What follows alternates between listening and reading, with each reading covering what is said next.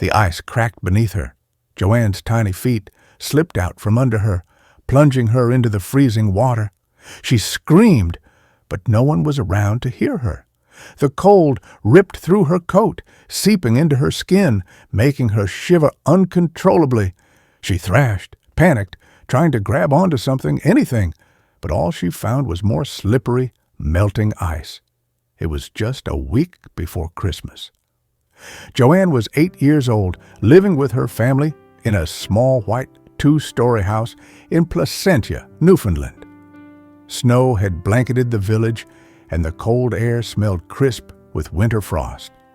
Inside, the house was warm and filled with the comforting aromas of baking, cookies, breads, and simmering sauces for their first Canadian Christmas feast. The tall fir tree in the corner sparkled with ornaments, and the children could hardly contain their excitement. Their father, a seasoned Coast Guard officer, was away on duty, flying dangerous winter rescue missions. He had a long career in the military, starting in the Navy during World War II, and the kids knew his work was risky, even if their mother tried to shield them from the full truth. The anticipation of seeing him home, combined with the holiday cheer, made the family feel both anxious and alive. 3 days before Christmas, Joanne got an early present, a pair of ice skates. She tore the wrapping open, the smell of fresh paper and pine from the tree mixing with the cold air that seeped through the windows.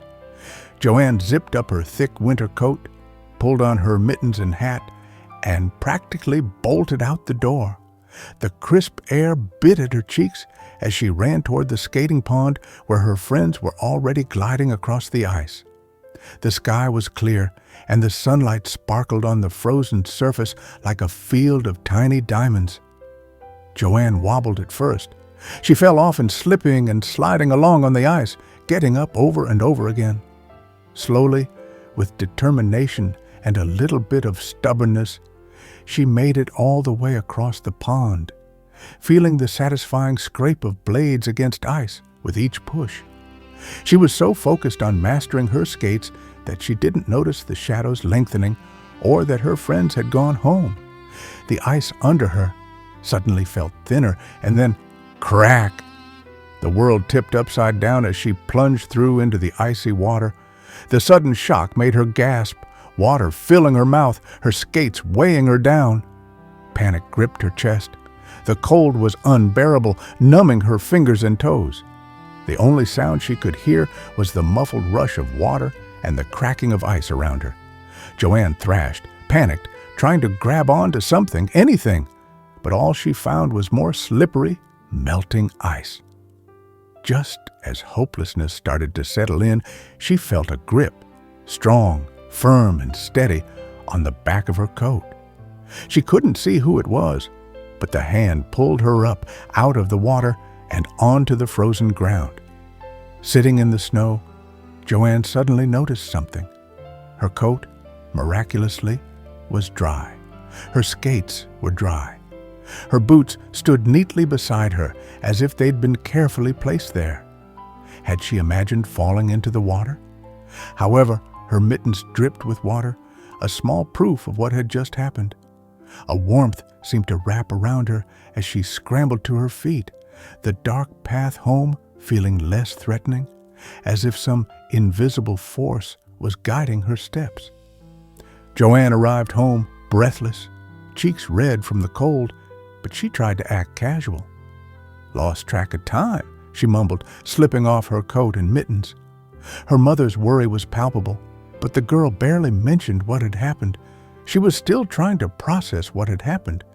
What if she shared her experience and no one believed her? So she kept her story to herself.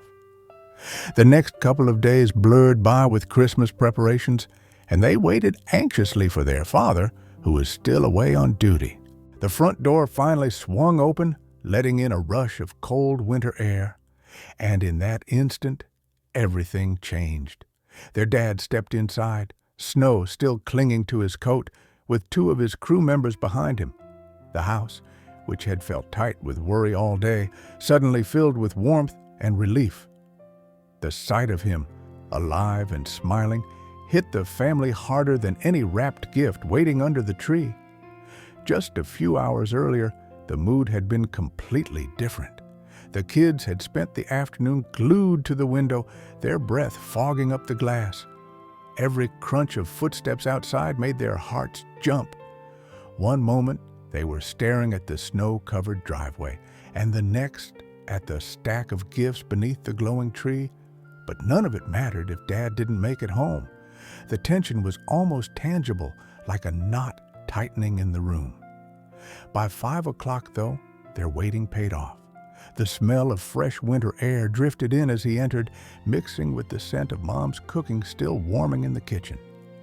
His crew members, who would have spent Christmas Eve alone if he hadn't insisted they join, wiped snow from their sleeves and took shy steps inside. Dinner followed soon after.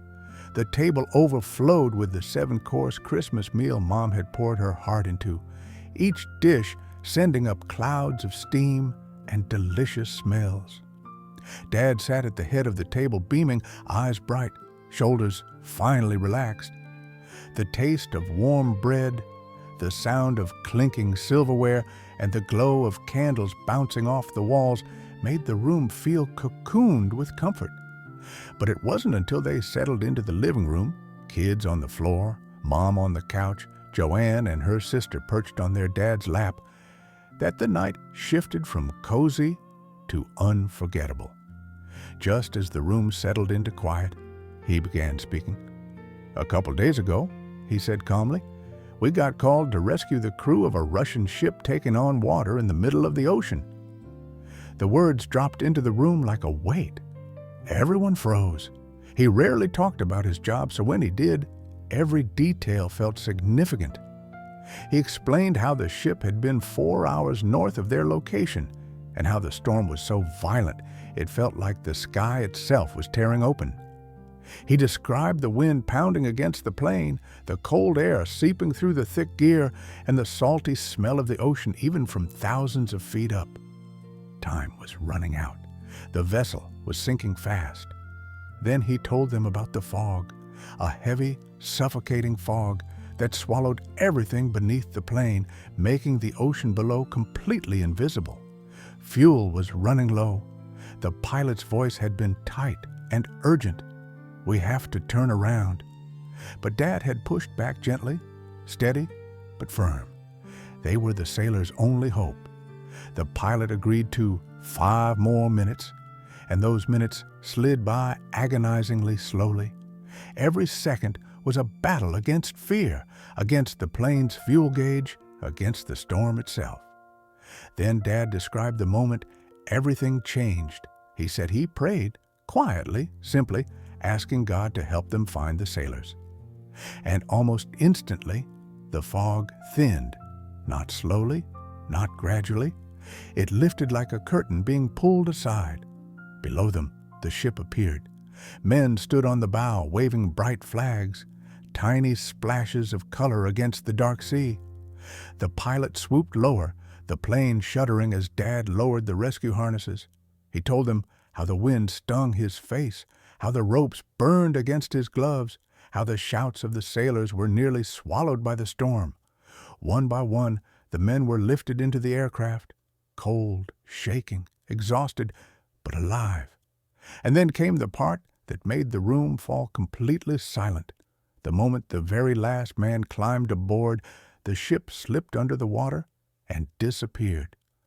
In the glow of the Christmas lights, the kids stared at their dad's hands, strong, steady, and capable of pulling strangers from the edge of death. They began to understand the weight of what he carried every time he left home. The story ended, and the room settled into a quiet that felt sacred. After a few minutes, Joanne whispered to her father, "I had a miracle too, Daddy." She told him about the hands that had pulled her from the icy pond, her dry coat, and her wet mittens. Outside, the wind brushed softly against the windows. Inside, the smell of pine and cinnamon lingered. As the family sat together safe and warm that Christmas Eve, they knew no matter what they go through, they're never truly alone. A father's hands are always there, watching over them.